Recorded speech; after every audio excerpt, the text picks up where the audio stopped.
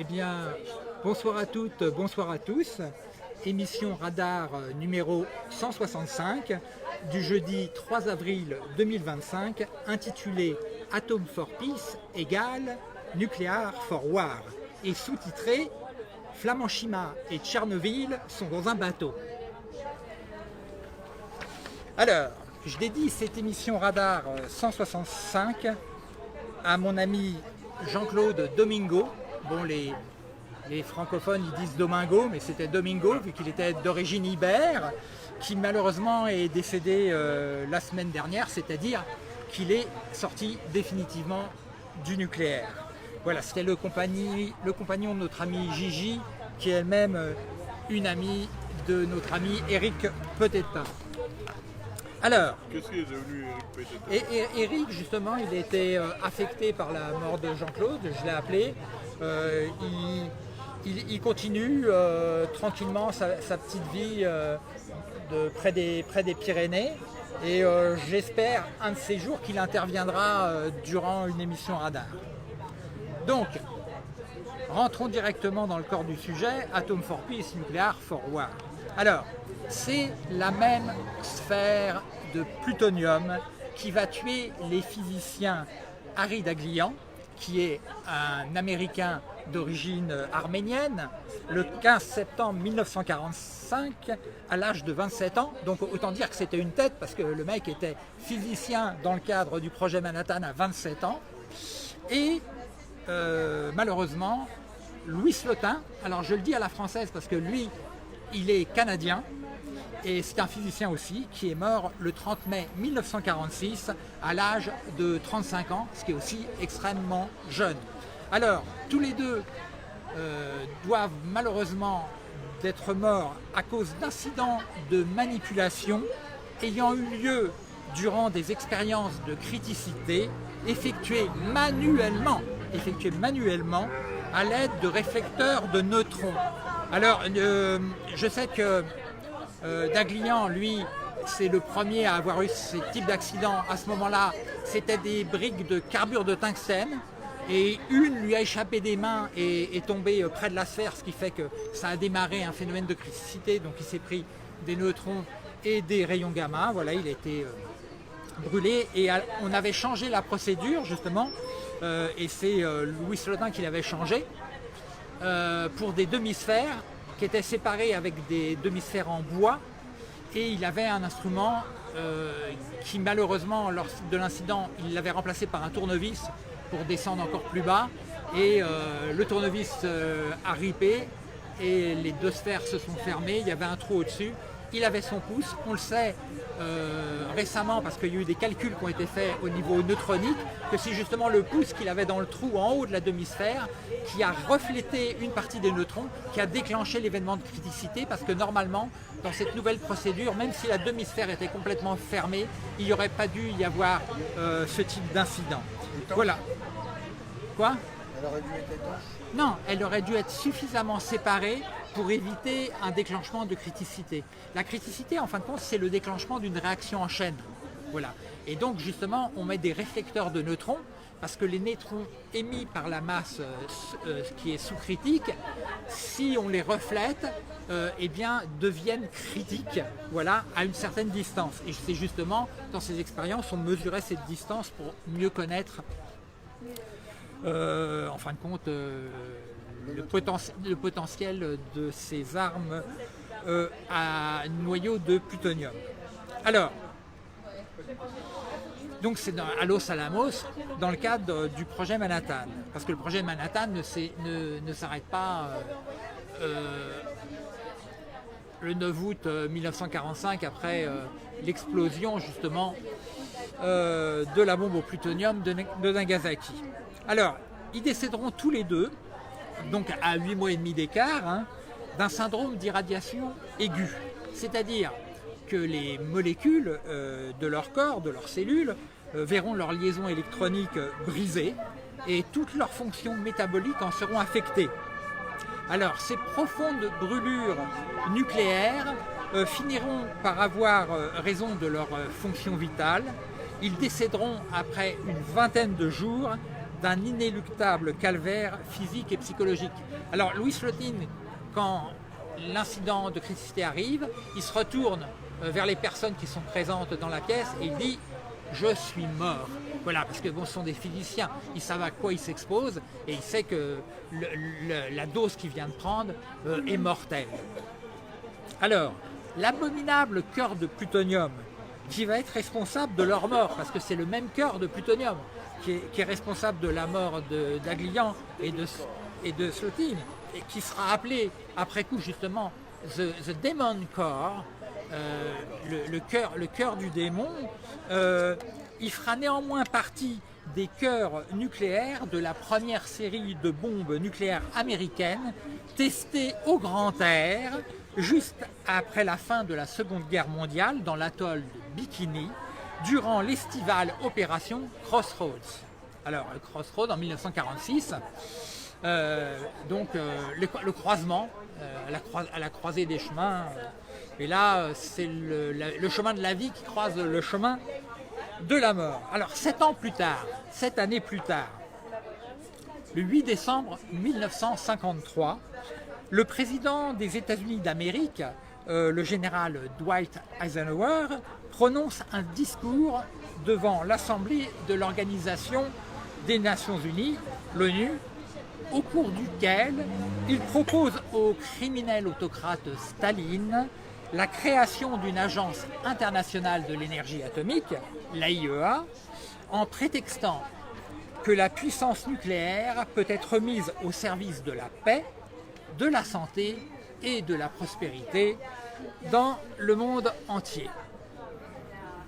3 mois plus tard, le 5 mars 1953, le sanguinaire autocrate géorgien Iosif Vissarionovitch Dougachvili, alias Joseph Staline, sort définitivement du nucléaire, au grand désespoir des éditorialistes du journal L'Humanité, organe officiel du parti conformiste français, qui reste encore aujourd'hui un fervent défenseur de l'abominable filière industrielle nucléaire nationale. La doctrine Atom for Peace sera acceptée par tous les pacifistes onusiens. Elle ornera même un timbre américain, donc on voit là ce timbre américain. Parallèlement, sous ces 2 mandats présidentiels, parce qu'il va faire 2 mandats présidentiels, donc de novembre 1952 à janvier 1961, le général-président Dwight Eisenhower sera l'artisan principal de la croissance exponentielle des arsenaux nucléaires et thermonucléaires américains, qui vont croître de quelques milliers d'unités à plus de 30 000, confirmant ainsi que la doctrine Atom for Peace est la propagande anesthésiante indispensable à l'acceptation de la politique planétaire imposée par les industriels et les militaires après la Seconde Guerre mondiale. Cette politique de Nuclear for War est une politique terroriste dont l'incontournable corollaire est la destruction mutuelle assurée. N'en déplaise aux experts médiatiques qui entretiennent sciemment une fausse peur liée à l'éventuel emploi stratégique restreint d'armes thermonucléaires. L'entretien de cette peur est indispensable pour tenir toutes les populations dans l'impuissance qu'induit le choc émotionnel qu'inspire l'éventuel usage de ces abominables armes de destruction massive. In fine, la vie aura une chance infime de poursuivre sa route après un holocauste nucléaire planétaire. Par contre, toutes les formes de vie évoluées, c'est-à-dire tous les animaux sociaux, apparus quasi miraculeusement suite à des millions de millénaires de naturelle coévolution, n'auraient strictement aucune chance de survie à moyen et à long terme. La duplicité du jeune Janus militaro-industriel nucléaire onusien est originelle. Les 5 membres permanents, avec droit de veto du Conseil de sécurité de l'Organisation des Nations Unies joue à guichet fermé cette abominable et suicidaire tragédie nucléaire, la terroriste sainte croissance militaro-industrielle est prioritaire sur nos santé et nos vies. Le président américain Donald Trump, dès le début de son deuxième mandat présidentiel, a jugé bon de ne plus contribuer au financement de l'Organisation mondiale de la santé, OMS, ce qui représente une réduction de 20% de son budget annuel. Donc il y a beaucoup de petits-enfants africains qui vont crever de poliomyélite parce que M. Trump a décidé que ça valait franchement pas le coup. Par contre, le financement américain de l'Agence internationale de l'énergie atomique, AIEA, représente toujours 25% des contributions perçues. Cela confirme malheureusement les déclarations précédentes. Le développement des activités industrielles nucléaires est vital pour tous les complexes militaro-industriels, car les matériaux indispensables à la criminelle hypertrophie des terroristes arsenaux militaires, nucléaires et thermonucléaires en dépendent directement. Et là, si quelqu'un a de l'eau, ça me ferait bien plaisir. Est-ce que tu peux me demander un verre d'eau, s'il te plaît?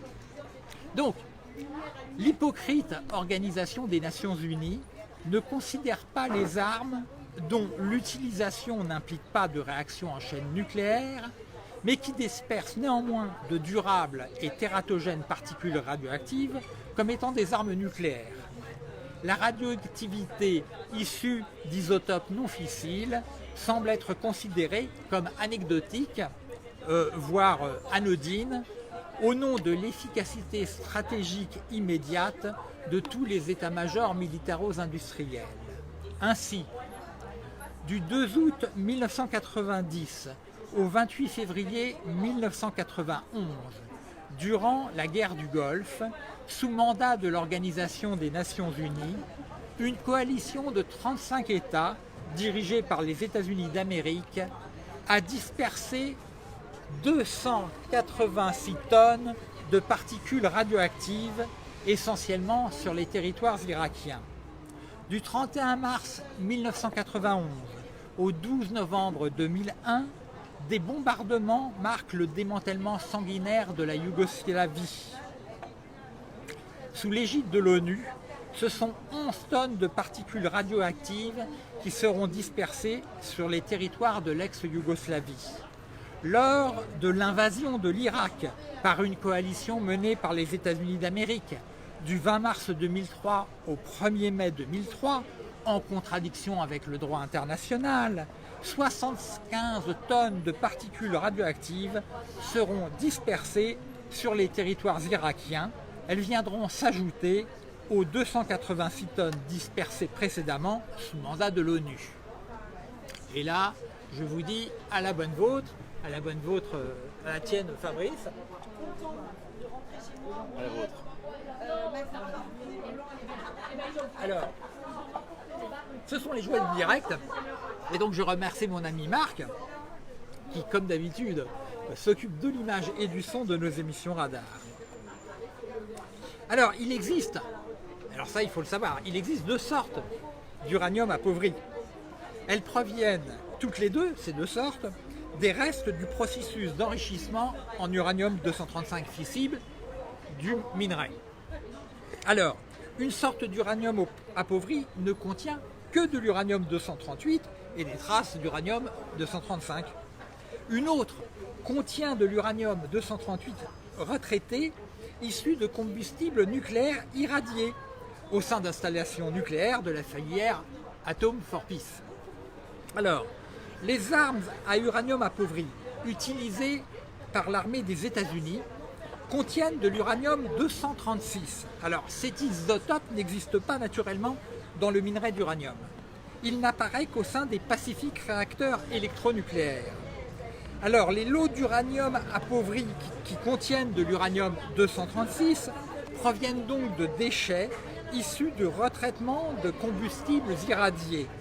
Ils contiennent aussi d'autres produits de fission, tels le technétium 99, le neptunium 237, le plutonium 238, le plutonium 239, le plutonium 240 et l'américium 241, ce qui constitue un durable et tératogène cocktail Made in US.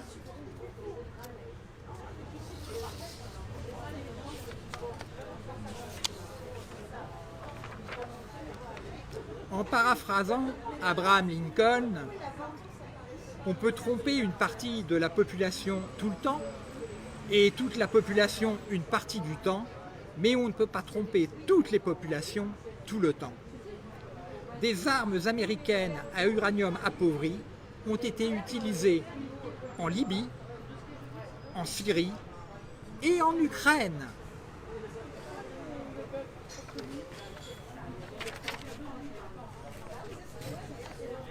Les particules générées par l'effet pyrogène des munitions à uranium appauvri, lorsqu'elles sont inhalées ou ingérées, peuvent induire d'atroces pathologies. Les femmes enceintes sont en première ligne et leurs nouveau-nés contaminés in utero sont handicapés à vie ou meurent. Ici, vous avez une photo.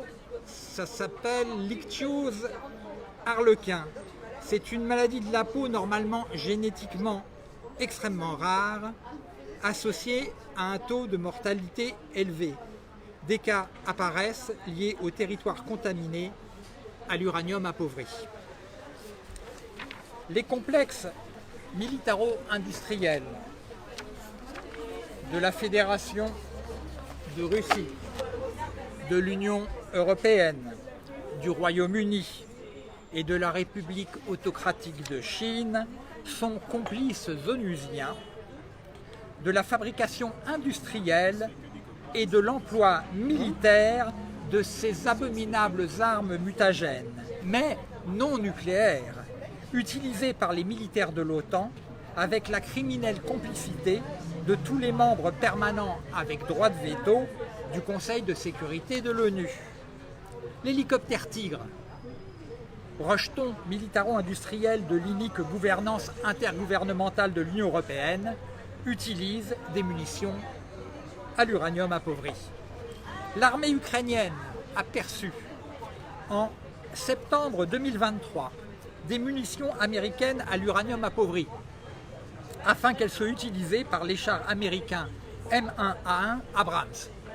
L'état-major de l'armée ukrainienne a rapidement estimé que ces dotations matérielles américaines étaient totalement inadaptées au premier conflit non conventionnel où les drones changent la donne stratégique aérienne, marine et terrestre. Conflit débuté lors de l'invasion de son territoire par les véhicules blindés de l'armée de la Fédération de Russie le 24 février 2022, suite à une déstabilisation paramilitaire financée par la Fédération de Russie depuis avril 2014 à l'aide de tirs de missiles qui avaient fait plus de 4500 victimes civiles ukrainiennes et qui avaient tué 4400 militaires ukrainiens et 6500 paramilitaires pro-russes dans des zones frontalières avec la Fédération de Russie.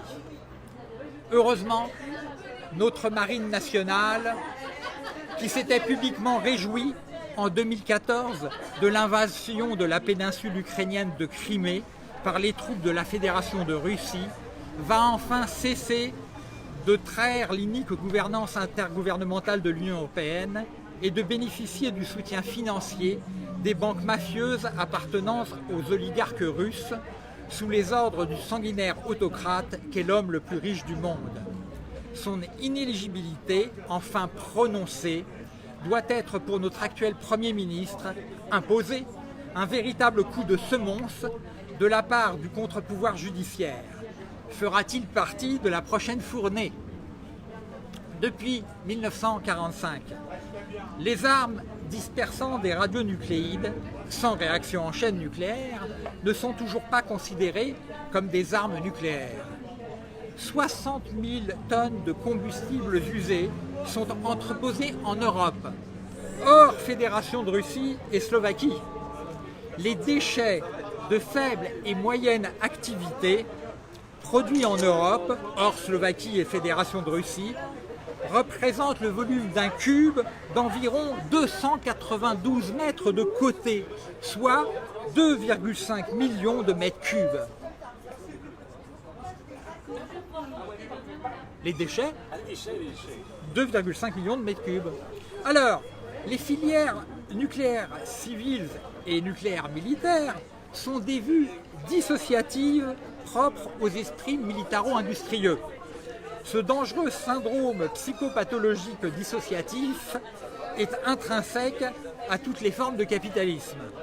Dans les faits, il existe une seule et unique, abominable filière militaro-industrielle nucléaire qui, des mines, en passant par les centrales nucléaires, les porte-avions nucléaires, les sous-marins nucléaires, les armes thermonucléaires, les déchets nucléaires et les munitions à uranium appauvri, contaminent durablement et de manière cumulative l'ensemble de la biosphère. Et ça, même en cas de fonctionnement dit normal de l'atome pour la paix onusien.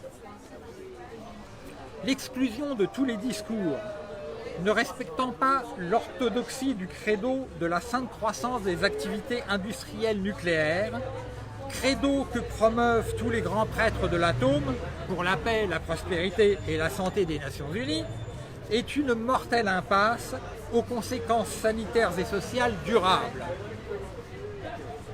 La diversité des discours est toujours un signe de bonne santé idéologique. Les autodafés et les fatwas restent d'inquiétants signes de régression sanitaires et sociales. Le monde d'après Fukushima est identique au monde d'après Tchernobyl, qui est lui-même similaire au monde d'après Three Mile Island. La seule différence réside dans l'accroissement des contaminations nucléaires cumulatives. Cet après focalise opportunément le champ de notre esprit critique à l'impossible gestion de la dispersion colossale de particules radioactives qui contaminent durablement et à cœur les territoires et les populations qui leur appartiennent.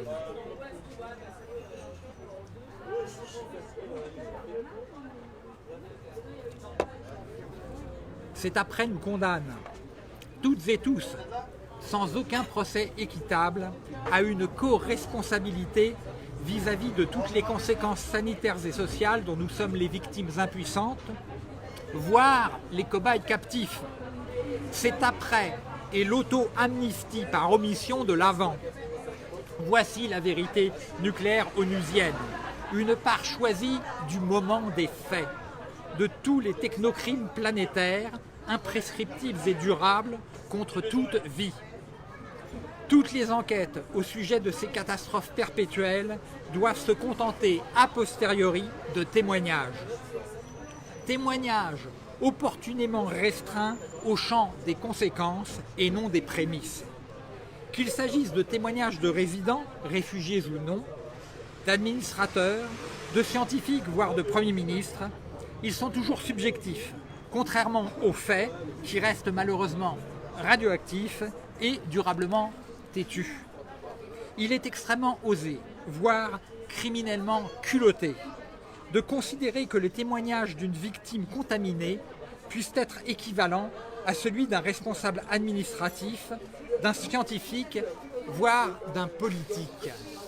Le témoignage de M. Naoto Kan, Premier ministre du Japon en mars 2011, ne pourra jamais être comparé avec ceux d'aucune autre victime directe ou indirecte de la catastrophe nucléaire perpétuelle de Fukushima. En effet, les victimes de la catastrophe nucléaire n'ont aucune part de responsabilité dans les criminels choix faits antérieurement au moment des faits. Monsieur le Premier ministre Naoto Kan était président délégué du Parti démocrate japonais le 16 juillet 2007. Quel enseignement avait-il tiré au moment des faits de la mise hors service par un séisme et ses répliques avec rejet massif de radionucléides de la plus grande centrale nucléaire japonaise, celle de Kashiwazaki-Kariwa, gérée par la compagnie TEPCO. Avait-il pris cela comme un coup de semonce, un véritable avertissement contre la terrible menace permanente que représente l'abominable filière industrielle nucléaire onusienne? Avait-il compris le fort symbolisme de la date du 16 juillet, date anniversaire de la première explosion d'une arme nucléaire américaine lors de l'essai militaire secret Trinity sur les territoires amérindiens du Nouveau-Mexique? Alors je tiens à signaler d'ailleurs que l'essai Trinity s'est fait avec la bombe Gadget et que la bombe Gadget a eu son cœur qui a été assemblé par le physicien canadien Louis Slotin. Tous les discours commémoratifs exonèrent a priori tous les choix technocratiques passés, toutes les responsabilités vis-à-vis des perpétuelles conséquences sanitaires et sociales liées au fond des cœurs de 3 des 6 réacteurs nucléaires de la centrale de Fukushima. Ce sont des discours criminels. Quid de l'efficacité d'un manuel de survie, voire de pastilles d'iode en cas de catastrophe nucléaire perpétuelle à Flamanville? Comme l'écrivait le philosophe Gunther Anders, c'est en tant que morts en sursis que nous existons désormais. Les morts en sursis sont morts, donc exclus de la vie. Ils sont condamnés à la survie. Pour eux, il est rigoureusement impossible de retrouver une vie normale. C'est une condamnation à perpétuité, sans droit à la défense, condamnation à une peine incompressible et reconduite sur de nombreuses générations. Cette survie nucléaire est le non-choix sociétal auquel, d'après le lobby militaro-industriel nucléaire onusien et son avatar national, le CEA, nous nous devons de consentir, sous peine d'auto-exclusion économique et sociale. Et à quel prix? Au prix de nos santé et de nos vies. Le crime de masse nucléaire est un crime parfait. Celles et ceux qui promeuvent et financent ces technocrimes prémédités militaro-industriels nous appellent, dans le cadre de toutes leurs officielles commémorations, à vivre avec, vivre avec. Et là, nous pouvons voir Jean-Luc Mélenchon et Naoto Kan qui commémorent Fukushima.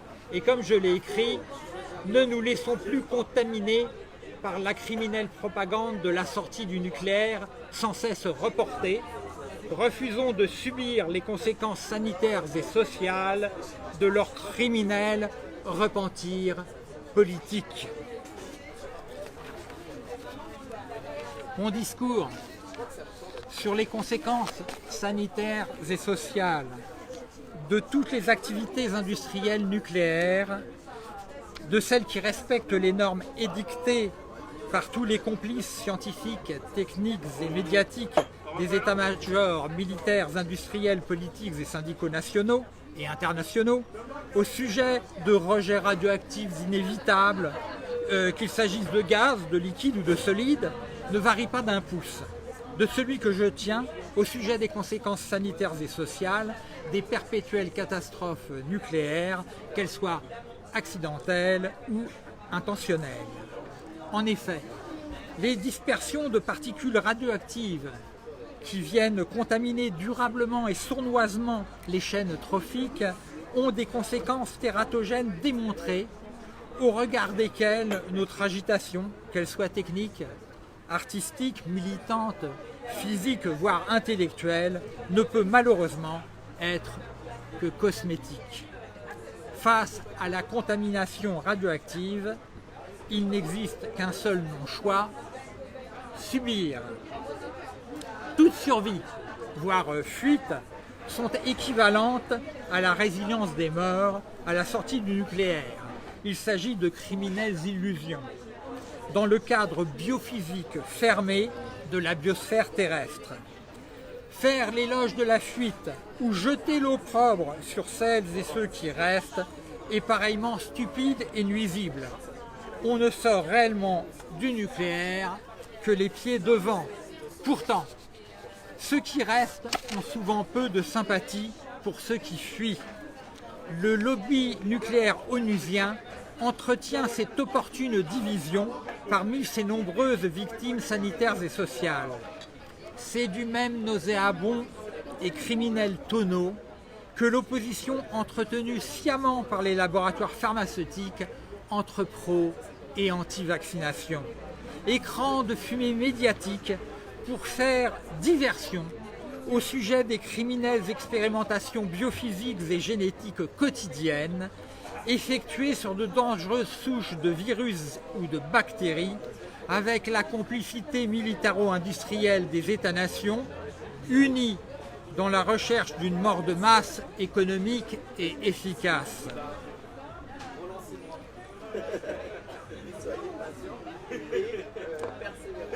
Les catastrophes nucléaires perpétuelles ne font que commencer. L'accroissement des activités industrielles nucléaires estampillées pour la paix est promu statutairement par l'Agence internationale de l'énergie atomique, AIEA, agence placée tout en haut de l'organigramme de l'Organisation des Nations Unies, ONU, afin, affirme-t-elle dans l'article 2 de ses statuts, d'assurer la paix, la santé et la prospérité dans le monde entier. Pour avoir médias ouverts au sein du pays le plus nucléarisé par tête d'habitants, mais aussi, proportionnellement à sa population, le premier marchand d'armes du monde, alors que les populations françaises représentent moins de 1% de la population des êtres humains sur Terre. Alors, premier marchand d'armes du monde, mais le monde, qu'il soit libre ou non, hein, parce que un de nos premiers clients reste quand même le royaume confessionnel en monarchie absolue d'Arabie Saoudite. Hein. Ceci dit en passant. Ben, il suffit de faire l'impasse. Ouais, il suffit de faire l'impasse. C'est là où ils tiennent une conférence de paix sur l'Ukraine, tu vois. Il suffit de faire l'impasse sur toutes les conséquences sanitaires et sociales que j'ai évoquées précédemment.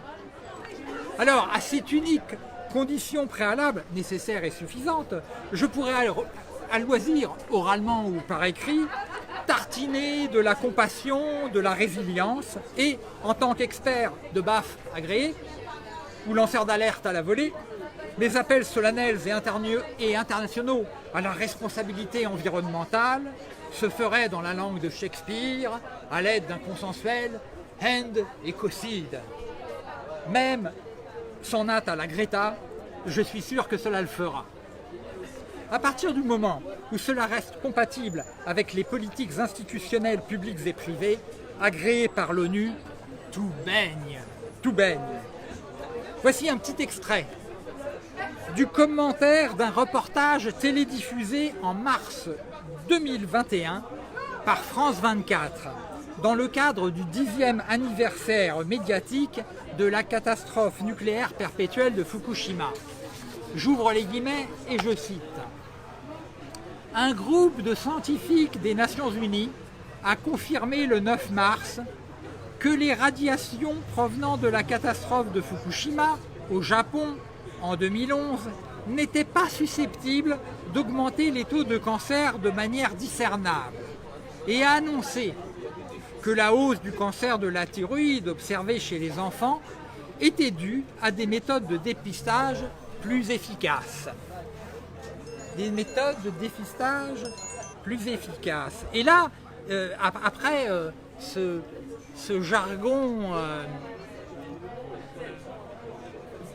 de communication officielle de l'État CEA français, je vais appeler sur son portable notre ami Pierre Merechkovski qui va nous lire un de ses petits textes. Alors j'espère que c'est allumé et qu'on va... Alors je vais prendre l'ampli pour le passer devant le micro et donc j'appelle mon ami Pierre Merechkovski. Alors j'espère qu'il ne sera pas dans le métro parce qu'il m'a dit qu'il était possible qu'il soit dans le métro à cette heure-là. Voilà, alors allons-y, allons-y. C'est parti.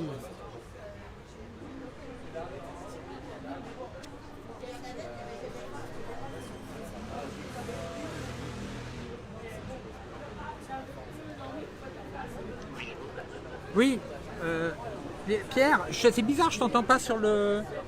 Attends. Oui, attends, 2 secondes. Je comprends pas, je l'ai pas sur l'ampli. On a fait le test, je l'ai pas. Bon, alors, je t'entends, je sais pas comment je vais faire. Attends. Normalement, c'est par là. Vas-y, lis ton texte. Alors, bonjour. Quelques éléments de réponse. 1. Les travaux du groupe fonctionnement doivent normalement trouver leur conclusion lors de notre réunion nationale statuaire en mai-juin. Il faudra notamment adopter les statuts définitifs. Un point d'étape sera normalement fait à la réunion du 29 décembre et le texte soumis à l'adaptation à mai-juin. Allô? Ah, t'es toujours là? Tu as terminé, Pierre? Non. Regarde ton écran, Non. T'as le message à l'écran de ce qui se passe. Ah.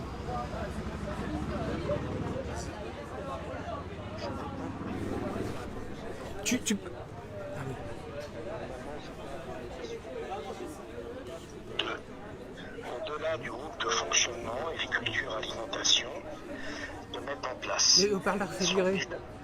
Certains sont déjà actifs, comme sur agriculture-alimentation, Les haut-parleurs, c'est viré en cours de route. Là encore, les mails reçus indiquent, il me semble, comment prendre contact avec ce groupe 4, quand on n'a pas répondu au questionnaire. 3. Il est possible que se lance un travail programmatique plus vaste en lien avec cette réunion. Elle le fait en toute transparence. Il est logique que nous nous structurions conformément à la décision prise à cette dernière réunion. Elle le fait en toute transparence, selon des modalités discutées collectivement, sur la base d'un texte décidé dans la plus grande, sur la base d'un texte soumis à discussion et à l'approbation des groupes locaux. Donc, gardons en tête qu'il n'y a pas un appareil occulte qui décide dans la plus grande opacité, mais une organisation encore en construction et pour l'heure dépourvue de tout appareil, notamment du fait de ses faibles ressources financières. Il faut cotiser. Amitié, capitaine Lebiadkov. Voilà, fini. Bon, je te remercie, Pierre, mais à un moment j'ai eu le haut-parleur qui a coupé, donc il y aura peut-être une petite partie du texte qui sera passée à l'ouest, et puis on a eu encore des problèmes avec le Samsung, alors qu'on a vérifié que j'étais connecté au début, avant l'émission, et on va regarder ça après. Moi je te remercie, Pierre, et puis je continue. À bientôt, ciao.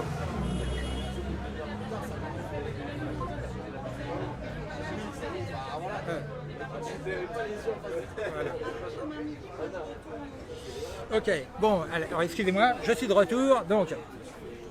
Donc je vous ai lu une partie du texte d'un reportage pour le 10e anniversaire de la catastrophe de Fukushima, où c'était en résumé, circuler, il n'y a rien à voir, même pas mal.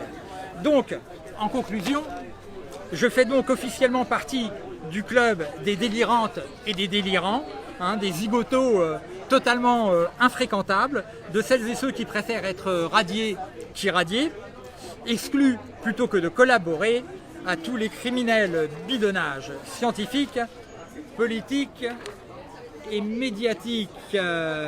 Voilà. Alors justement, ça c'est un film, les 50 de Fukushima, tu sais, l'héroïsme, le nationalisme, voilà, où justement on s'en sort grâce à notre courage et même pas mal, voilà. Donc il faut bien voir que la propagande, elle a du pognon et elle a des complices, voilà. réalisateur, comédien et tout ça, voilà.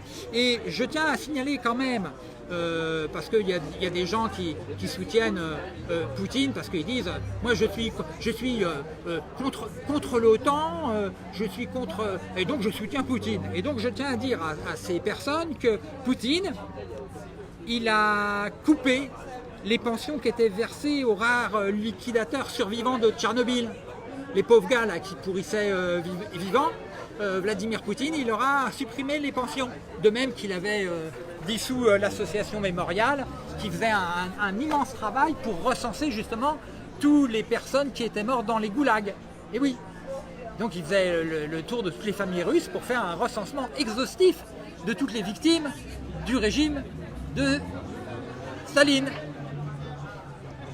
Alors ces bidonnages, eh ben, ils sont indispensables à l'entretien de toutes les illusoires promesses électorales, dont les indemnités restent les corollaires économiques et sociaux, locaux, départementaux, nationaux, voire internationaux, bien réels. Alors je me souviens des propos de Béla Belbéoc, qui sermonnait en 2002 M. Hubert Reeves et Mme Michèle Rivasi au sujet de l'abandon progressif du nucléaire durant un meeting de campagne électorale, et notamment de campagne présidentielle, en ces termes. Et là, je vais vous citer la physicienne Béla Belbéoc. Moi, je ne suis pas comme vous, monsieur Hubert Reeves. Mes petits-enfants, c'est maintenant que je veux qu'ils puissent vivre. Vivre, je tiens à signaler, ce n'est pas dans 1000 ans. Il faut qu'ils puissent avoir un avenir. Et l'avenir, ce n'est pas l'avenir des enfants du Bélarus actuellement. C'est inadmissible. Alors, comme l'affirmait son physicien de mari, M. Roger Belbéoc, sortir du nucléaire, c'est possible avant la catastrophe. C'est avant l'accident qu'il faut agir. Après, il n'y a plus qu'à subir. Et c'est vrai que dans le titre de notre émission, de manière humoristique, j'avais sous-titré l'émission Flamand Chima et Tchernobyl sont dans un bateau. Tchernobyl tombe à l'eau, qu'est-ce qui reste? Eh ben, il reste, à mon avis, il reste la catastrophe à venir. Alors, Flamanville, c'est une ville de moins de 2000 habitants, située au sud de la pointe granitique de la Haye, face aux îles anglo-normandes.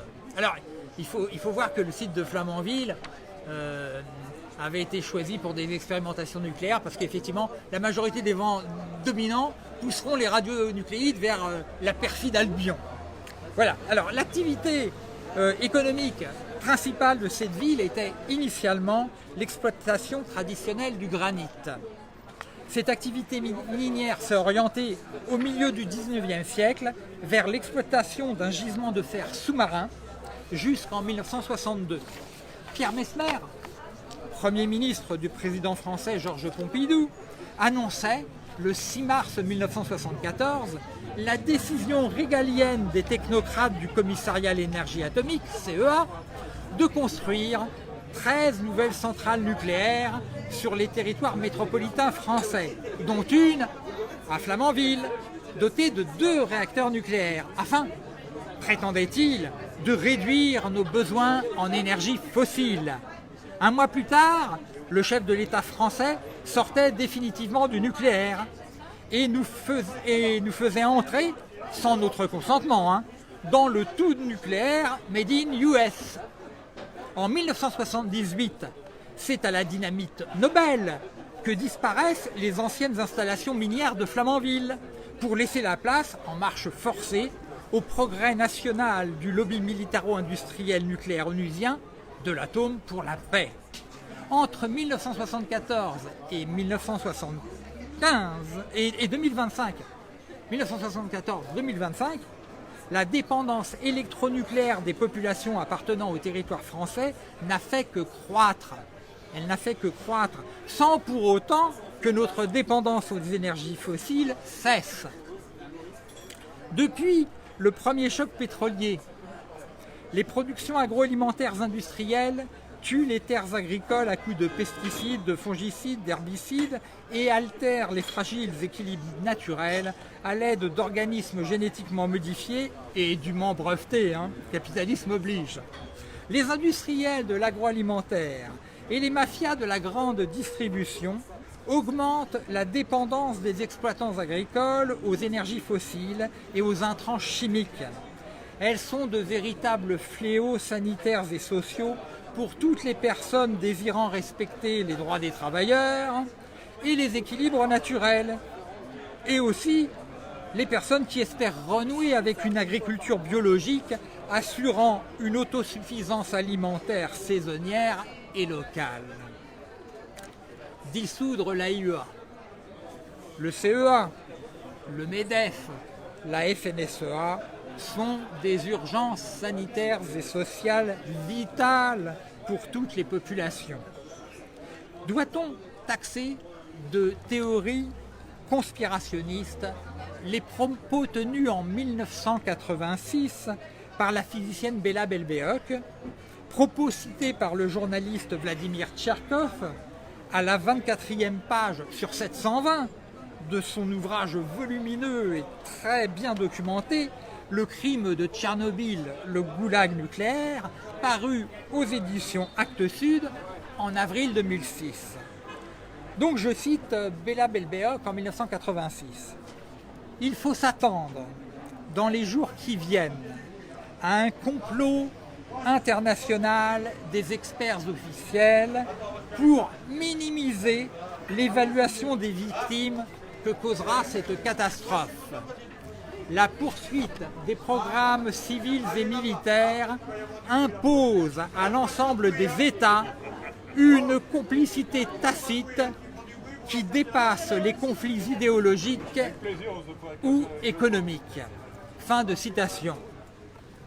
La poursuite d'activités industrielles criminelles à caractère terroriste de tous les complexes militaro-industriels n'est possible que grâce à une complicité tacite mutuelle. Celle-ci s'organise au sein d'agences internationales où des industriels et des militaires s'associent en véritables clans mafieux, tout cela au nom de la santé, de la prospérité et de la paix dans le monde entier. Voilà la raison pour laquelle la crise sanitaire de la Covid-19 n'a jamais débouché sur un accord interdisant définitivement toutes les expérimentations en vue de rendre pathogènes pour l'espèce humaine des virus ou des bactéries. Les États exercent ensemble des chantages terroristes planétaires, biologiques et nucléaires sur toutes les populations afin de tenter de les persuader que vivre en paix dans une solidaire équité post-industrielle est rigoureusement impossible. Les populations de Serbie, de Turquie, d'Ukraine, de Russie, de Palestine, comme toutes les autres populations, savent intuitivement qu'il n'en est rien. En France, dans le pire, nous restons les meilleurs. Ainsi, le PR de Flamanville est de nouveau en arrêt technique, malgré les nombreuses pressions politiques convergentes pour relancer la divergence de son combustible. Combustible qui est un mélange d'oxyde d'uranium-235 et d'oxyde de plutonium-239, avec une pincée particulièrement instable de plutonium-241. Les neutroniciens et les ingénieurs nucléaires d'EDF le savent. La question d'une catastrophe nucléaire perpétuelle nationale n'est plus une simple hypothèse. La réponse à la question du « où » cette future catastrophe pourrait avoir lieu fait de plus en plus consensus. Quant à la question du « quand », mais pas au sens que lui donnait l'ancien préfet de Paris, bras armé du roitelet Emmanuel Léborgneur, alias le Petit Cron, seule la question du « quand » reste en suspens, comme le procès de Didier Lallemand qui est reporté au 12 septembre 2025. Permettez-moi néanmoins de souhaiter à toutes les populations un revendicatif printemps 2025. Et n'oubliez pas, notre prochain rendez-vous mensuel de 19h à 20h en direct sur notre page Facebook, soit au Café l'Étincelle ou comme ce soir à nouveau au Café Bar Tabac Brasserie Le De Jazet, le jeudi 1er mai 2025 pour notre 166e émission Radar. Bonsoir à toutes, bonsoir à tous. Merci Bruno, merci à Marc, voilà, merci à Fabrice, et merci à Par exemple, à côté. Malogoré d'une heure, voilà. Et j'espère vous retrouver dans un mois, très exactement, le jeudi 1er mai. Bonsoir à toutes, bonsoir à tous. Très bien.